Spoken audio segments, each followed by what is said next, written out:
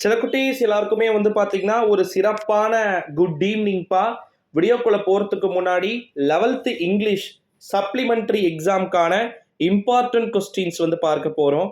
இதுதான் வரும் அப்படின்றத குறிப்பாக இங்கிலீஷை பொறுத்த வரைக்கும் 11th மோஸ்ட்லி எல்லாருமே ஓரளவு பாஸ் ஆயிருக்கீங்க. பட் இருந்தாலும் ஃபெயிலான மாணவர்களுக்கான வீடியோ இது. மொத்தம் 90 மார்க்பா. இந்த 90 மார்க்ல 25 மதிப்பெண் எடுத்தால் போதுமானது. ஓகேங்களா? இதுல என்னென்ன இருக்குன்றத பார்க்க போறோம். அதுக்கு முன்னாடி கீழே டிஸ்கிரிப்ஷன்ல டெலிகிராம் குரூப் இருக்குப்பா. மறக்காம வந்து டெலிகிராம் குரூப்ல வந்து ஜாயின் பண்ணிக்கோங்க. வாங்க இப்ப வீடியோக்குள்ள போகலாம். ஃபர்ஸ்ட் பார்ட் 1ல 20 ஒன் மார்க்ஸ் வந்து கேட்பாங்கப்பா. ஓகேங்களா? இந்த 20 ஒன் மார்க்ஸ்ல சினானிம்ஸ், ஆன்டனிம்ஸ், அதுக்கப்புறமா வந்து பாத்தீங்கன்னா காம்பவுண்ட் வேர்டு, சூட்டபிள் ஃபிஃபிக்ஸ், அப்புறமா வந்து பாத்தீங்கன்னா அன்கிளிப்டு வேர்ட்ஸ், அதற்கு பிறகு எக்ஸ்பேன்ஷன் அதாவது அப்சர்வேஷன், இந்த மாதிரிலாம் வந்து கேட்பாங்க. இதெல்லாம் சேர்ந்த ஒரு பார்ட்டா ஃபர்ஸ்ட் 20 மார்க் இருக்கும். இது mostly book back model question பேப்பர்னு சொல்லிட்டு நான் டெலிகிராம்ல கொடுத்துருக்கிறேன். மறக்காம ஜாயின் பண்ணிக்கோங்க.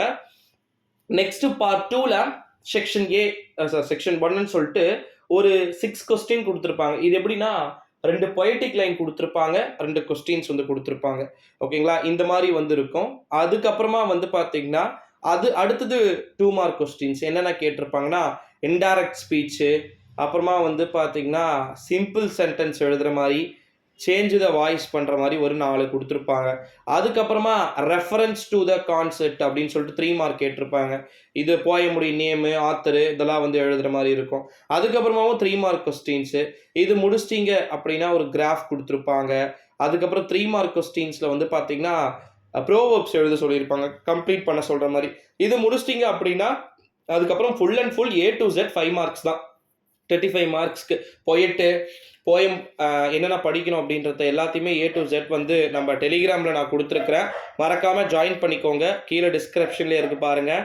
அதுக்கப்புறமா டெவலப்பிங் இன்ஸு, மேக்கிங் நோட்ஸ் என்னால் எழுத முடியல அப்படின்னா write a paragraph on your favourite pastime activity. நீங்கள் எதில் அதிகமாக நேரத்தை செலவு பண்ணுறீங்க அப்படின்னு சொல்லிட்டு ஒரு 150 வேர்ட்ஸ் எழுதலாம். அதுக்கப்புறமா வந்து பார்த்தீங்கன்னா ரைட் ஏ லெட்டர் எப்படி சொல்கிறது, நீங்கள் ஒரு ஸ்கூலுக்கு ஒரு கெஸ்ட்டாக வந்து இன்வைட் பண்ணுற மாதிரி நீங்கள் கேட்டிருக்கிறதுக்கு சான்சஸ் இருக்குது. இது இல்லை அப்படின்னா error spot, fill in the blanks. இது லாஸ்ட்டு வந்து ஒரு பேரா கொடுத்துருவாங்க. அந்த பேராக்கு கீழே ஒரு 5 கொஸ்டின்ஸு இந்த மாதிரி வந்து பார்த்தீங்கன்னா இருக்கிறதுக்கு சான்சஸ் வந்து இருக்குது. ஸோ நீங்கள் எப்படி பார்த்தாலும் பயப்பட வேண்டிய அவசியம் வந்து கிடையாது அப்படின்னே வந்து சொல்லிடலாம் சில குட்டீஸ். ஸோ நல்லபடியாக வந்து எக்ஸாம்ஸை அழகாக கம்ப்ளீட் பண்ணி நீட்டாக எழுதுமாறு கேட்டுக்கொள்ளப்படுகிறது. ஓகேங்களா? நீங்கள் பயப்பட வேண்டிய அவசியம் வந்து கிடையாது. எல்லாமே ஈஸியாக தான் வரும். ஓகேங்களா? 11th இங்கிலீஷை பொறுத்த வரைக்கும். ஸோ ஏன்னா நிறைய ஸ்டூடெண்ட்ஸ் வந்து பார்த்தீங்கன்னா பயப்படுறாங்க. ஓகேங்களா?